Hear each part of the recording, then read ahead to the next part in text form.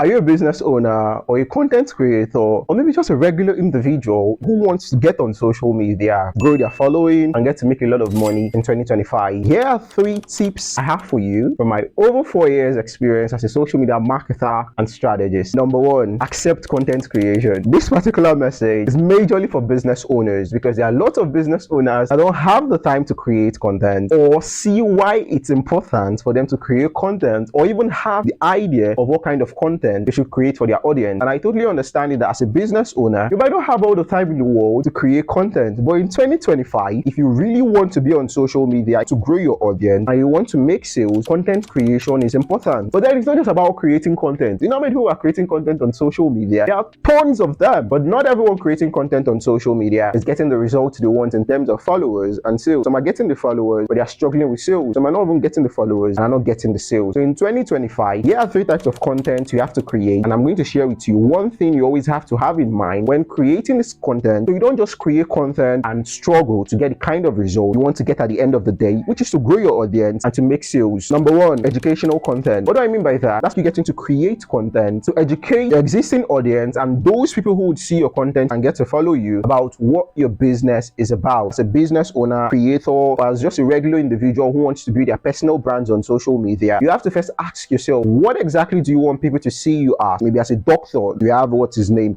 Apropos doctor who actually creates lots of content related to medicine, and over the years we've come to associate him with someone who is an expert in this particular field because he has educated us time without numbers about medicine and all. Is it about fashion designing? Is it graphic designing? Is it that you sell clothes? Whatever it is that you do as a business, when you start educating your audience about it, what is going to happen is that you get to send to them that you're an expert, because for you to be able to educate someone on something, you need to know that particular thing. And when they now see you as an expert at that particular thing, what is going to happen is that whenever it is they want to buy that thing, you're the first person that comes to mind. The same thing applies to the reason why lots of people get to reach out to me and they're like, I want your social media management services, and just this person actually referred me. Why? Because over the years I've created lots of content related to social media, and now people have come to align and have in their mind that this person knows a lot about social media. So whenever someone needs someone to maybe run their ads, do their marketing, either themselves or they know someone who needs such services, I'm always the first person that gets to come to their mind. But that's actually how it works. You have to first create content to educate people about what your business is about. Now, the second type of content you want to create is to entertain people. Not everyone is on social media to learn. Sometimes people would be like, I'm not interested in learning, Jerry. You don't have to teach me about your wrapper you're selling before I'll buy. If I want to buy your wrapper, I see the wrapper and it's looking good, I will buy. So how do you get to attract such people to follow you so they can see your content, and whatever it is you start selling, what you have to offer to them, it becomes easy for them to take action.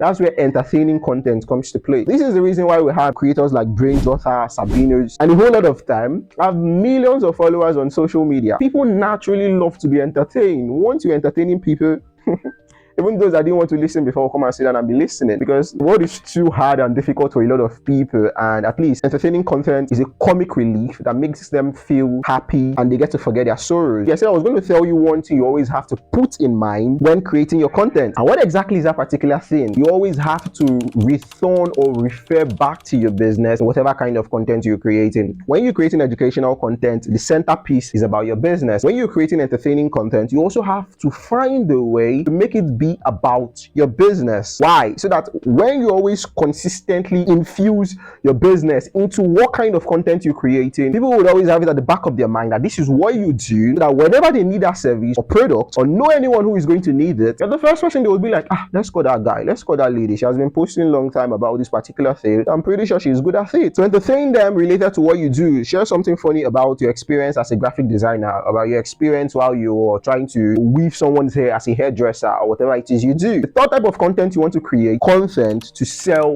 what you do. This is majorly common amongst content creators and influencers. These people actually create content, they have lots of followers, they get tons of engagement, but they struggle to make money. Because why? They're not selling anything. So you don't have to just stop at creating content to educate, to entertain. Sell to them. You can be educating this person about how to create content every day, or you can be educating them about why it is important to make your hair, why it is important to buy material, why it is important to dress well, and they want to go and buy maybe t-shirts and trousers, and they're now going to go and meet Mr. Rufus, who is telling people, I'm a great fashion designer, I sew senators wear, get like 5 pieces for your husband at this particular cost. And women are trooping into Mr. Rufus's hand to send money to sew clothes for their husbands, whereas you who is educating them on the importance of getting to make good clothes, dress nice, is not getting shishi because you're not selling to them. So don't just educate and entertain and hope they will know you sell something, and stop there hoping they will transfer money to you just like that. It works, but it's not sustainable. You need a sustainable model when it comes to a product or a service you want to offer, and consistently you want to tell people about what you're offering so they can easily do it, can easily reach out to get whatever service or product you're trying to push out to them. Okay, and also importantly, 3 things you also want to infuse into your content creation, or you want to have at the back of mind when creating content is: number 1, storytelling. People love stories. That's one of the reasons I say content creation does not even have to be hard for you. You don't have to be an expert to create content that will sell your business, that will bring you followers. I've seen people create content with lots of typographical errors and mistakes in it. I don't say you should create that kind of content. I'm trying to give you an instance, and these people have viral content. Like, this content went viral, gave them lots of followers, which most likely will translate to sales if they sell to these people. So what am I trying to say? You don't have to be an expert at storytelling. You just have to tell the story the way you can naturally tell it. If you sell clothes, tell a story about how you went to buy the materials. Tell the story of how someone reached out to you, bought the materials, and told you that this material, or more, it's the best out there in the market. Tell a story about a bad day you had at work. Tell a story about how you started the business. Tell a story about why it's important for people to patronize you. What you tell them is what they will have at the back of their mind, and is what is going to define what they get to do at the end of the day. So leverage stories instead of just telling them, come and buy yard, come and buy this. Tell them stories that will make them see why it's important for them to buy what you're trying to market to them. The next thing is trends. I don't often jump on trends because it can be very tricky. You can go and jump on a trend and it's not something that is so related to your business, and you attract tons of people not even interested in what your business is about. Trends are a great way to grow your account. I've seen people with very few amount of followers post a content related to a trend. Content goes super viral because it's a trend. People love to, do talky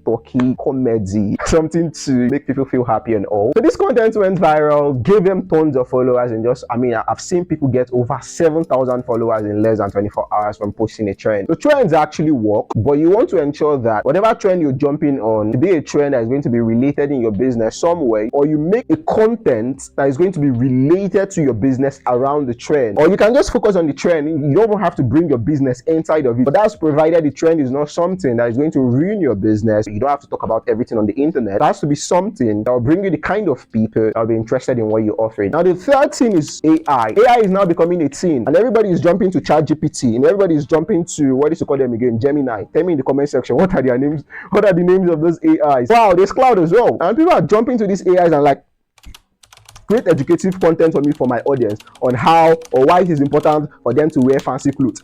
Well, ChatGPT is going to bring out the result. They will just copy, come and paste. That's not how you do it.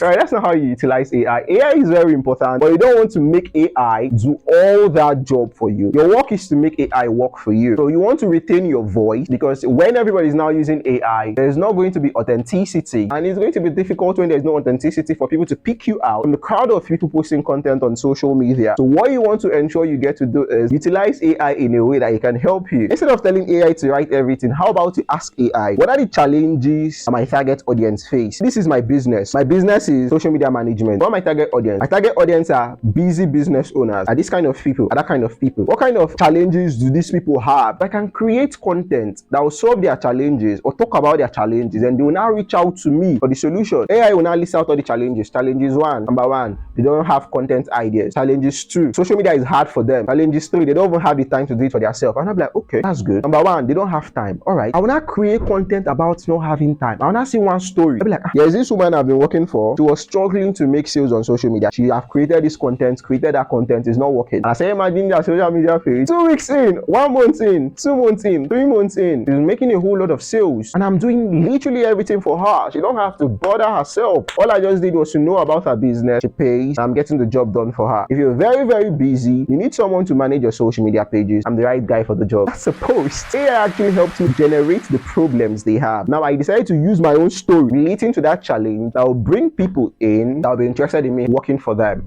You understand? Now the number 2 thing you want to do out of 3 is you want to serve your customers well. There are some people that are very, very eager to get customers. They will do everything to get the customer, but the moment you pay that priority that was once there is going to disappear. And that's a problem, because getting customers is more harder than retaining customers. For you to retain a customer, you just have to serve them well. And when you serve your customers well, it can be a blessing to you in ways you will not understand. What kind of blessings? One, they can buy from you again, whatever it is you're selling. They buy from you the first time and the experience was good, they will want to buy from you again. Two, they can refer you. Someone can buy something worth just few nairas, like let's say 5,000 naira from you, and based on how you deliver, they get to refer someone to you that get into a deal worth over hundreds of thousands with you. And number three, testimonials. These days, people rely on testimonials to buy because they're like, there are lots of scammers on the internet. So how do I get to know who is going to be legit? There's no way they can know except to share testimonials or other people you've done well for. Share testimonials of how good you were or how you delivered amazing service for them. So when you get to serve your customers well, they now get to serve as testimonials. There are people telling you, I cannot pay you except you bring it to my doorstep. I'm like, okay, I understand. I've seen testimonials and these people are saying this person is good. Let me believe they are good and pay before delivery, and they get to pay and you serve them, further increasing the trust that people will have for you and what your business is all about. Number three thing, run ads. Ads are very, very important and it can be costly, and the price will keep on increasing by the day because lots of people are now coming to social media to leverage it for their business. But it's still important for you to run ads. Ads are not magical. Ads are just a way of showing your content to more people without having to stress it. If you have only 500 followers and you create content, at least the most number of people I can even say will be something like 200 or 100 or 50, except maybe the post goes viral, which is something that does not always happen if you're just coming online on social media of recent. If you're trying to grow your business and you're like, how do I get a lot of people that will buy this thing even with my just 500 followers? Ad is the way. So when you put money into ads, Facebook gets to show your content, Instagram, LinkedIn, whatever platform it is you're on, gets to show your content to tons and tons of people. With ads, you can show your content to over 1 million people,